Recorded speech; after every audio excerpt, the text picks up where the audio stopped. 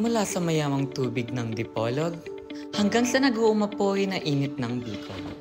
Ang bawat sulok ng Pilipinas ay may inalalatag na iba't ibang pagkain sa hapagkainan.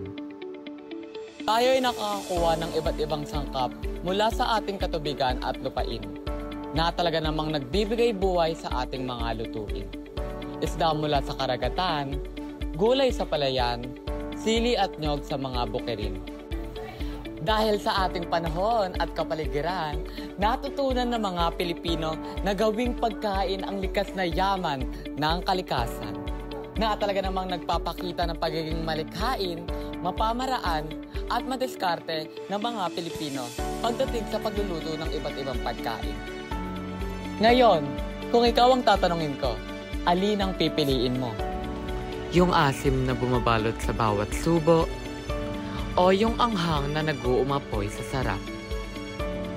Bakit ka pa pipili kung pwede namang dalawa?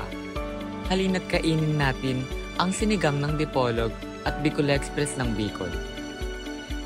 Naririto ang sinigang ng Dipolog, ang sabaw na may haplos ng lupa at ulan.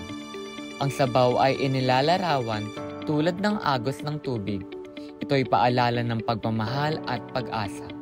Ang Dipolog ay nasa rehiyon na madalas ang ambon at tag-ulan.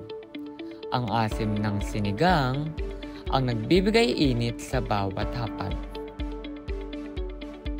Heto naman ang Bicol Express ng Bicol, ang may kakaibang apoy sa gitna ng bagyo at ulan. Sa Bicol, ang Bicol Express ay apoy ng tapang at tatag. Ang gata at sili ay nagsasanib, gaya ng mga Bicolanong lumalaban sa bawat pagsubok ng kalikasan. Kaya naman ang pagkain ito ay maalab, makrema at matatag. Tulad ng mga Bicolano na hindi sumusuko at palaging positibo sa gitna ng unos. Dalawang lasa, dalawang pinagmulan, parehong pusong Pilipino. Puso na nagbibigay ng tunay na lasa at sarap. Kaya naman sa susunod na kakain ka, piliin ang lutong may puso at may pagkakakilanlan. Tikman ng Bicol Express ng Bicol at sinigang ng Dipolog. Mga pagkaing parte ng identidad natin bilang Pilipino.